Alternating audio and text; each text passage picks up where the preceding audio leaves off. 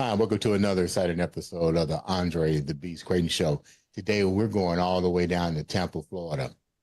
We're going to talk with a young man who's definitely setting the music industry on fire.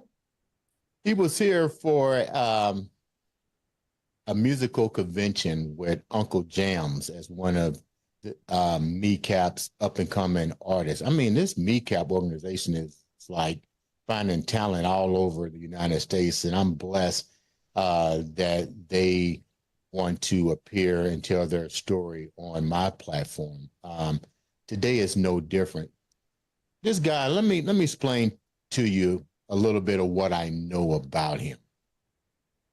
Definitely has some roots in several places through the United States, from Florida, Mississippi, Alabama, Minnesota, and from what I understand, he might be coming to Indianapolis, Indiana. Keep that under wraps.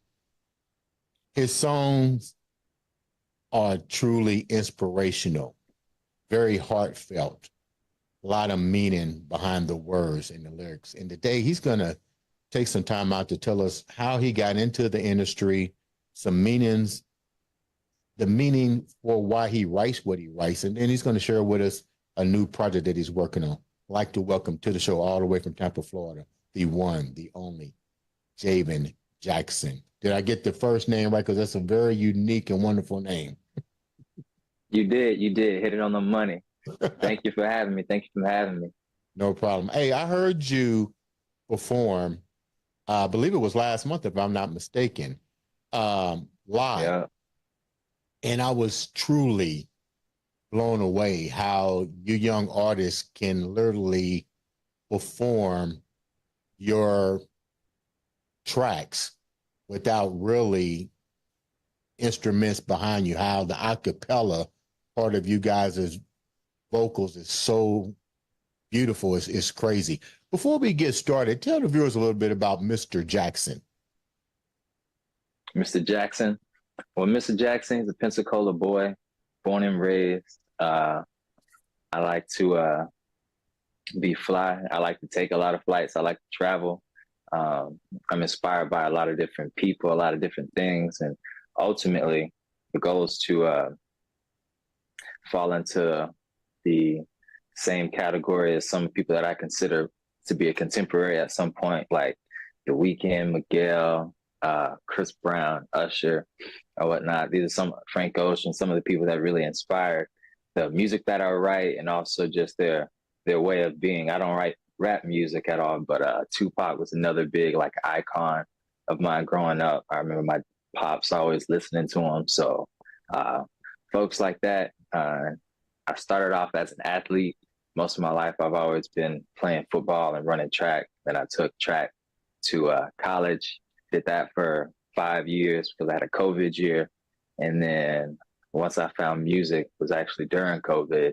I started writing a little bit before that, but it wasn't until COVID hit where I just had all that time on my hands. And I mean, I just kind of ran away with it. And people really started vibing with the music. I found a really great producer. I only used like 2 or 3.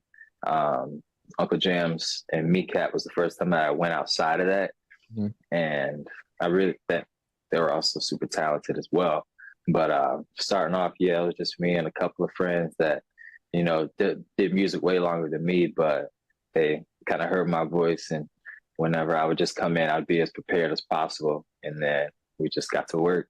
And then I just kept on having a lot of life experiences, whether it was with these one-off women that I was dating, or, you know, the long-term partner that I'm with now that just inspired a lot of the writing that I do, and just life in general. I feel like I can take a lot of experiences, whether it's mine or others, and sort of internalize it.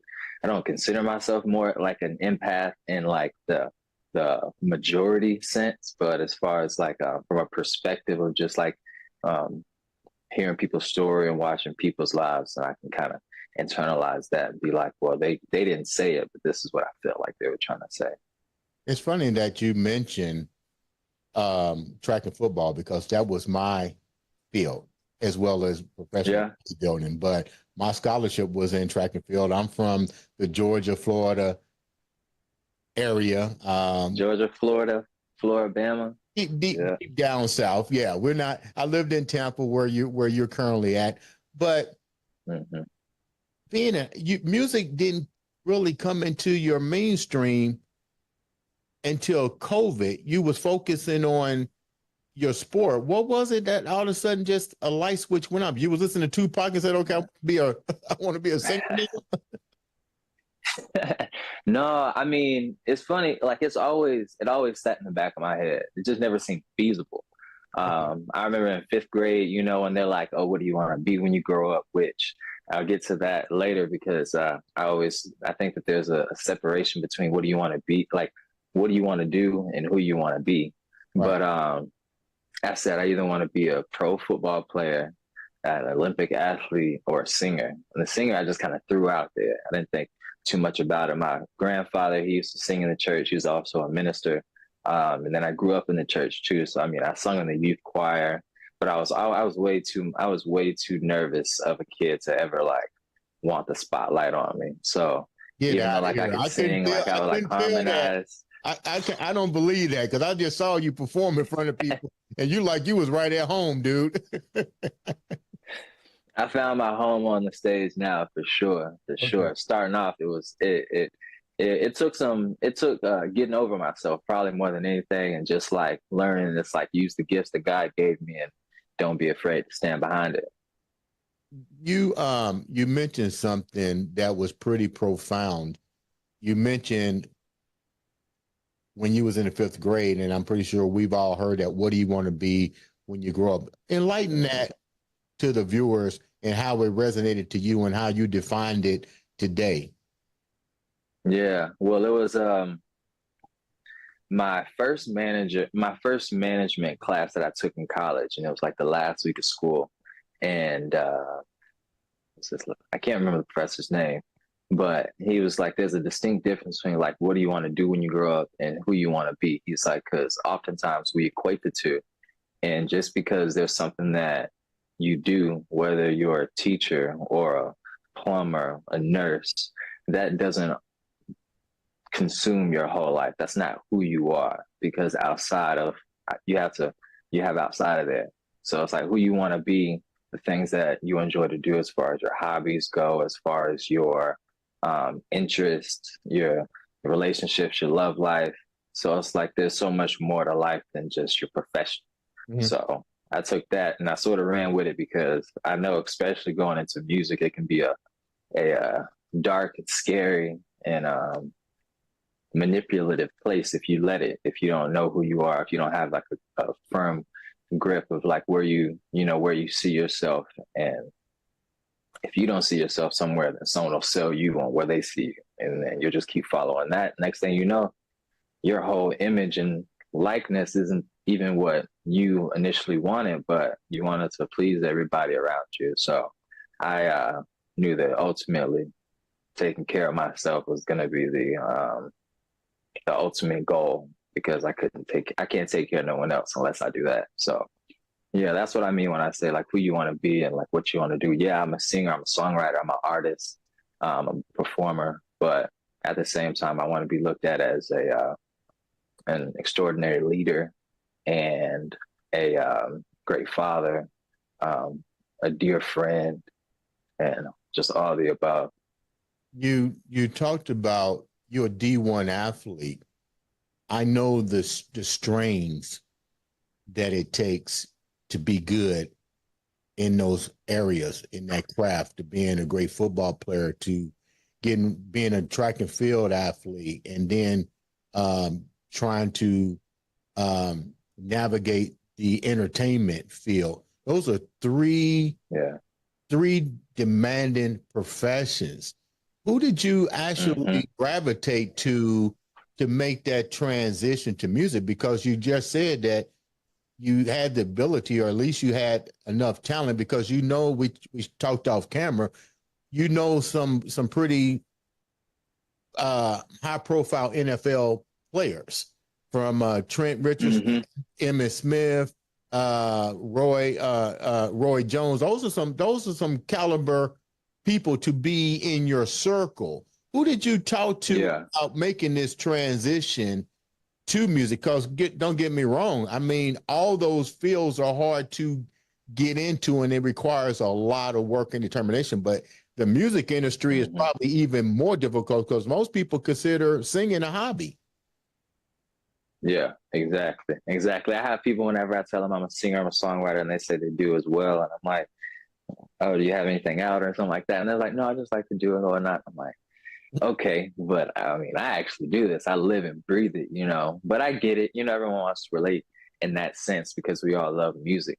For me, I'm about to say some things I feel were sort of destined because my dad and Roy were so cool at such a young age as far as their moms go and dad goes. And then even leading up until like high school when my brother went to the same high school. My brother and sister went to the same high school as Trent Scambia. I went to and I would have honestly went there too, but I got accepted into like the technical high school and whatnot. And so my mom wanted me to go and just get a better education. And I followed a little bit of IT and that's in that field. But really, it was a tribe of people from, you know, the same guy that coached Trent, Coach Boyd, Coach Tino, which was my head coach. He was a sergeant in the Navy, retired now, but he was training me since I was a young guy all the way up until high school. His son was my best friend, and between that and then my dad, my dad was probably one of the first people that just ingrained into my mind to say, you can do whatever you put your mind to, son. He didn't say you can do whatever you want. He's like, whatever you put your mind to, whatever you focus on. He's like, find your strengths and you really double down on it. He's like, you don't have to be anything other than who you are. And my mom giving me like just game on how to have like work ethic and how to sort of developed a little bit of a perfectionism to it, but I always saw like a micro goal. So I never got too into the minutia of things to where I gave myself like analysis paralysis. It was more so just trial and error. And all the different fields that, you know, went into my life, whether it was football, track, and then music, it all stems from discipline. It all stems on, are you able to be resilient? Are you able to feel pain, feel discomfort, and still move past it and still go through it and not just go through the motions? Because there's a lot of, I mean, I've seen some of the most talented people, whether it's in music or sports, and then just went through the motions, or they got in their own way. They let their ego make them think that they were better than who they are, and just stopped working. So that was something I just never saw myself doing. I won Scholar Athlete at Pensacola my senior year, which I never thought I would, like, I just didn't see it happening. Like, I knew that I did well ever since I was a freshman, but I didn't have a lot of individual accolades. It was mostly relays and things like that. So I was like, there's no way I'm going to win up here. I see all these different guys that I've ran with, known since I was young on stage. And then as they're talking about who this recipient is, it started sounding more and more like me until they named me. And then like, that was sort of just like a turning point for me. Both of my older sisters were there and my mom. So like, that was just like a real big moment to where, like I felt it, but then I was like, all right, am I going to peak though? Like, am I going to be one of those people that, you know, flops? Like you said, there's a lot of people that, especially coming out of Pensacola, that just kind of flop. And I was like, well, that ain't going to be me. So I went off to college, South Alabama, 45 minutes away from my hometown. I thought I was going to go super far off. I was like, I want to get out of town. I want to explore, see the world. And I went 45 minutes. But it honestly worked out for the best. And I just made a conscious effort. I said, man, if I'm going to spend 4 years here on a partial scholarship, which I ultimately got closer to a full scholarship, then I'm going to soak up every bit of education experience that I possibly could, meet as many people as I could. I I would do things, and it was the first time I was away from like a bunch of family. I'm so used. I'm one of eight, the middle child, so I'm so used to like coming home to just like a rambunctious household with a lot going on, to just like going home and it's just me. And for a while, that kind of like put me in this place where I felt like FOMO, to where I was kind of going out and doing a bunch of things just to like have fun with my teammates or whatnot. But then I was like, no, let's double down. Why are we really here? And so I just made it a conscious effort to talk to the people in my classes, get to know my professors. And I always wanted to minor in music, but because between track and school and working, I just didn't really have a bunch of time to do it. And then the one time I was about to do like a singing class, there wasn't enough people in the class to where they ended up dropping it. So I was like, man. So I never got to education, go through the educational part of it, especially because they were like, you need to know how to read music and all these different things that I didn't know how to do. I knew I wanted to be an entrepreneur. I knew that I wanted to take risks and be creative and make millions of dollars. But Do you know how to read? I didn't know exactly what the avenue was going to. What's that? Do you know how to read music? I'm just curious. Do you know how to read music? Sort of, a little bit. I'm not going to be, I can't like sheet read. I can't like play read, but I can like I can read notes on a paper. And I mean, I play guitar. So I mean, I know enough to play guitar and do a little bit of production, but I'm no theorist by any means.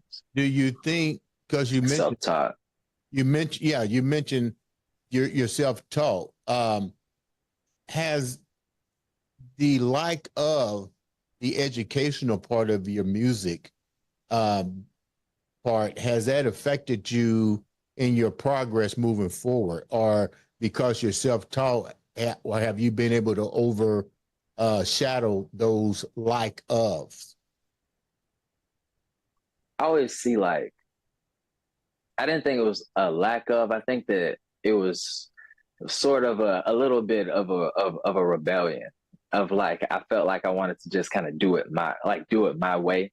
But I realized there were certain things I just I couldn't get past, like those seven notes and then minor and majors and these different progressions and or whatnot. And for me, it was learning how to use my voice, because once I learned how to use my voice, it translated into the rest of the realm of things. And I think it kept me curious. It kept me like excited about what could be, because I didn't have any sort of like rules to boggle me down.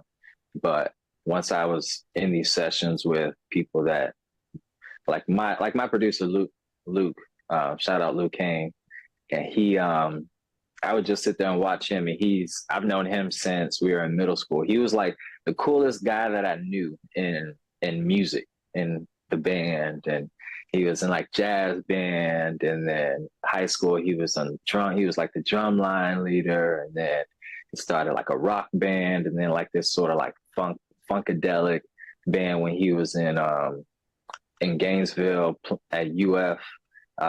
He's all around the country, and I travel to see him often, and that's where most of my my sessions get done and whatnot. But it was just finding people that I felt like were just more talented than me, had a good ear. C. Lou is another guy I met in college. He was more into like the rap side and like the R&B stuff. Him and his friend Shane, they were some of the first producers that recorded with Flo Milli, and there's a couple of her joints that first hit off, and I got in with them, and then I would still get with my boys. So it was more of a combination of people that I would just meet, and I'm like, well, if there's something about them, and then they obviously saw that there was something about me and my willingness to want to get into it that ultimately made me fall into where I am now. What did they see that you was lacking? Because you mentioned once you learned something about your voice, what were they sharing with you? Because we all to be great is a continuous cycle, but to be great, you also have to be self-criticism. I don't want to always hear what I'm doing right. What were you doing wrong? I was one trying to sing too high. I thought that I had this like tenor voice when I'm more of like a baritone. I do have like a higher range of my voice, um, but that came from one singing like some great singing like um, these Sam Smith or Adele songs or Beyonce's or whatever. And I was just trying to train my voice in that range. But it was more so them telling me, one, be more like quiet down when I'm in front of the mic because I'd be way too loud and it was messing up the dynamics. And then two, it was effortless effort. They're saying like it was like it's not like don't try so hard, but at the same time don't make it lifeless. So between that and then I mean the grand scheme of what everyone said that I was doing wrong earlier on, it was running in too many different directions. I would run in one direction for like sports, and then I turn and run into another one in an entrepreneur endeavor when I was selling, when I was in insurance sales and recruiting. And then I always would run back to music for a little bit, but it was this constant running in these different directions, but getting very little progress because I couldn't build any momentum in it, which is why now I'm in year 3 of making music. And I really feel like this is the best time for me as far as like me figuring out what my brand looks like, what it feels like, even what it tastes like, and giving people a vision of what I see. And once they picked up on, a clear, concise vision, it kind of reined in that chaos to where they're like, okay, now we're talking. What exactly, now that you got this, you've been 3 years into this, what was your blueprint moving forward? I mean, you mentioned your brand. How did you manage to put all this together instead of just, like you said, running here, doing this and doing this? Yeah. Helped you put together the blueprint for success on the road in which you're doing right now? Well, like I said, when I was 18, I wanted to be an entrepreneur. So I would take like courses, whether it was ways of thinking or if it was like how to set up a brand and how to set up an LLC, which I set up Lotus Exclusive, which is my music brand, to studying everything that I need to know about publishing and royalties and all the different ways that you can get paid for your music. And then, I mean, I got my degree in marketing management.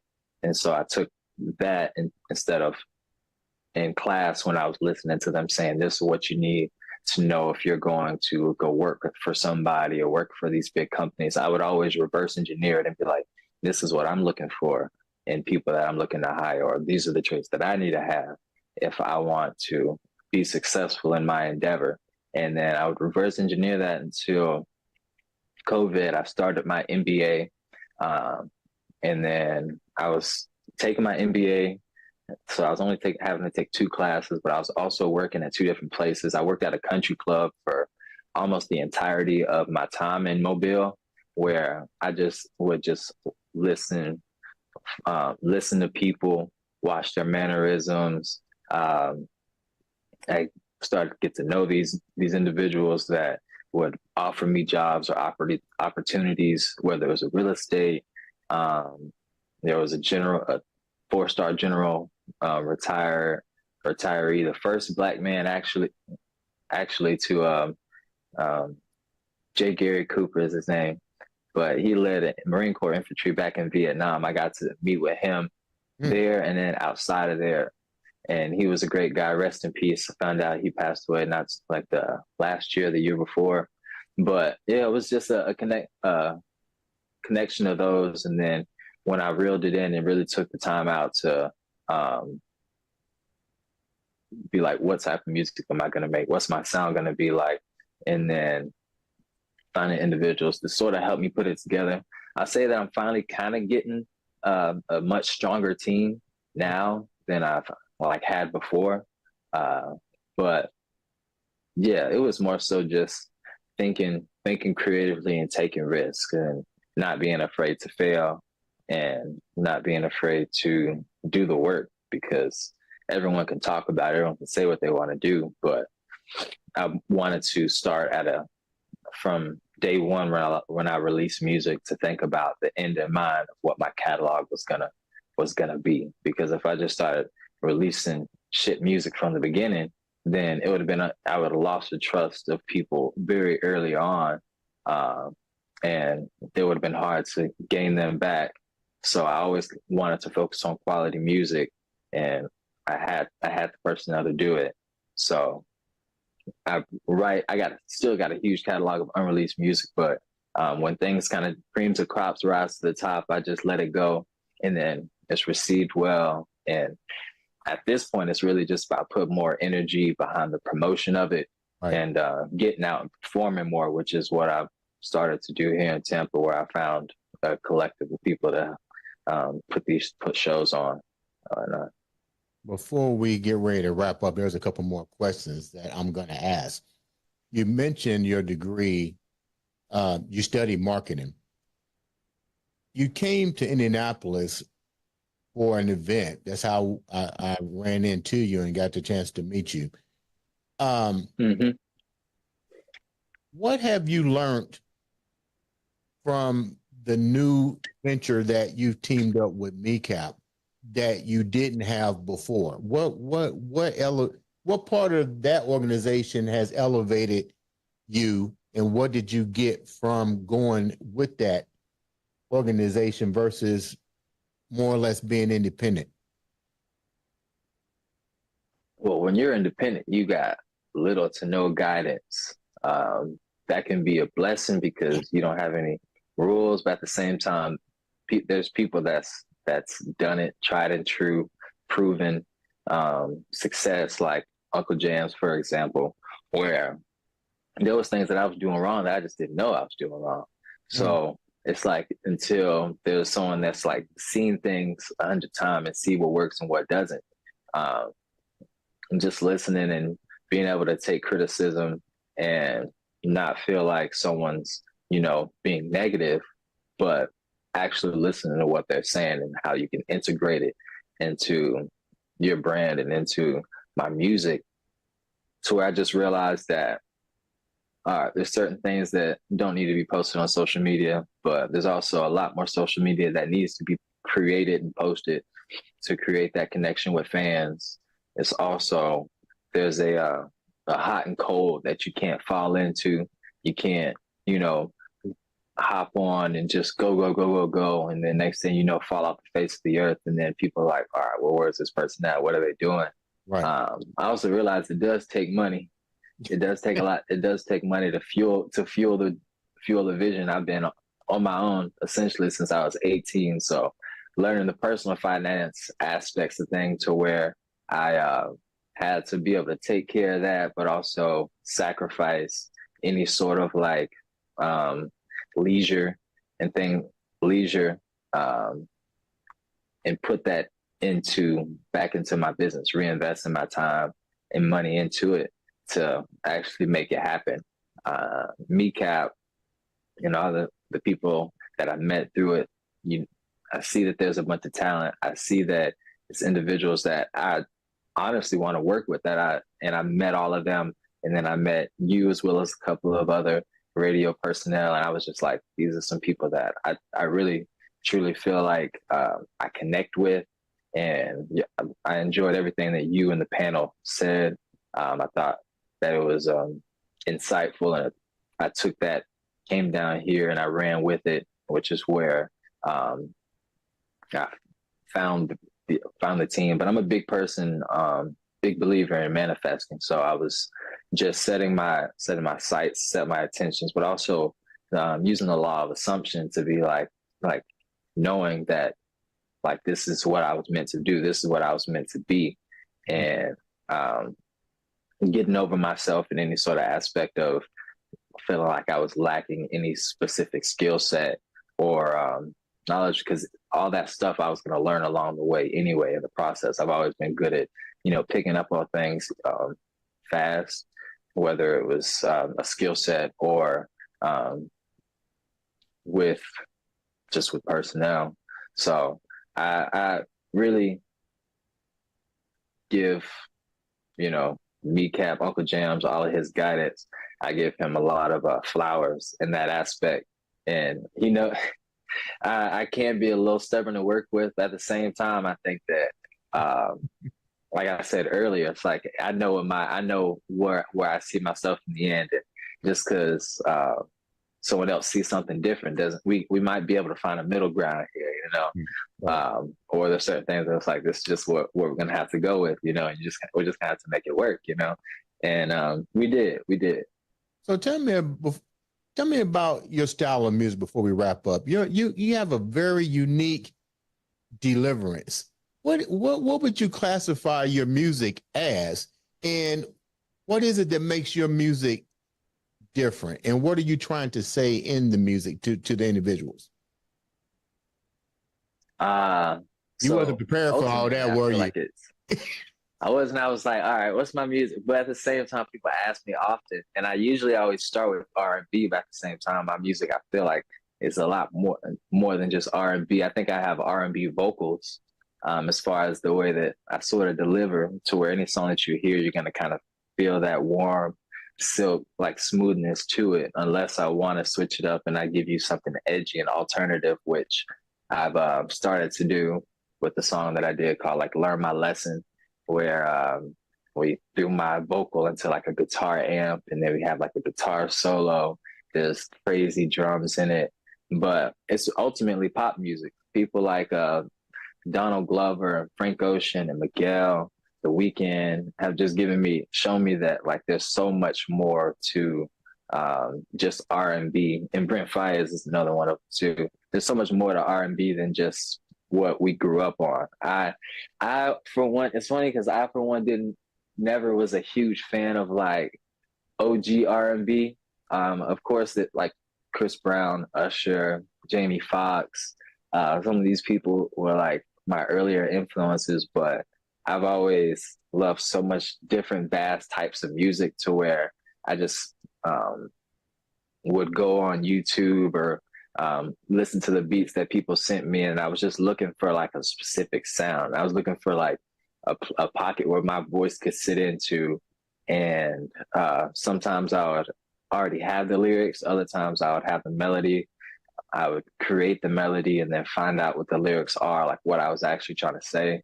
But a lot of the inspiration definitely comes from the muses of women that I've been with, and the different roller coaster rides that they might have taken, the roller coasters they might have taken me on, and use that as like fuel to paint a picture in a song without really outing nobody.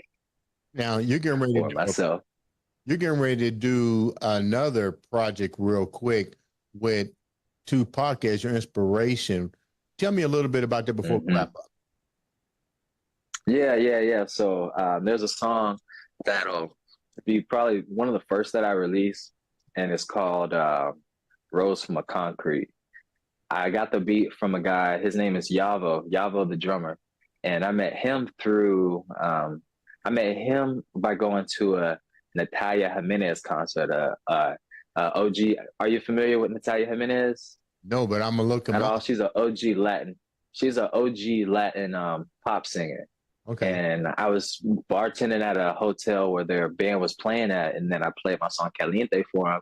He heard it. He was like, "Hey, I'm gonna take you backstage." We chopped it up a little bit. He gave me front row ticket seats, and so I got to meet her just briefly. But me and him kind of got in contact. He was sending me some stuff, and then I worked on Concrete from the Rose, and then there's a couple of other songs that I'm gonna put out. It's more of like a progressive. Probably it's not gonna be something that you play in the club. I got something for that coming, but it's gonna be a part of like my Humboldt series. So my new approach is being both humble but bold at the same time. And so I'm gonna be Humboldt. And Tupac was the inspiration of that, because as I was just reading the poem through, out of his book right here, it just gave me found inspiration. And whenever I'm like writing or things like that, and I kind of get stuck, then like I'll just, pop open that book and kind of see what he wrote back when he was, sitting in jail, or just whenever he was writing that. And then it would just refresh my way of thinking and my mentality. And he's always been somebody I feel like I've always like carried a little bit of that persona when I was like really in that mode, whether it was on the track or football or whenever I'm going out on stage. You saw me perform in Indiana, but you didn't see what I was doing out back, right outside, right before I walked in the door. I had my whole show that I sort of had already prepared, and I just had to get myself hyped right before I walked in there. Really? And little did I know I was going to have to sit down and actually listen and talk for a little bit. I was like, so it kind of brought me down a little bit, but not a lot. I picked it back up. But no, yeah. So taking on personas and creating your own ultimately. So that's J Jack for me. But on a more sad note, before we wrap up, my hat's off to you, because I know the trip when you came to Indianapolis, but I also know you was met with tragedy when you walked through that door with the passing of your friend and stuff. My deepest condolence. So the thing is, how are you doing? It's my cousin, actually. Yeah. How are you doing with the loss of your cousin? Because to have that have happened to you so quickly, and I remember you going right on the stage and going into character to perform for the people there. But the bottom line is, how were you doing after the loss of your family member? I was shocked because it was a suicide. He pulled over on the side of a highway and, shot himself. It was actually Roy Jones' son.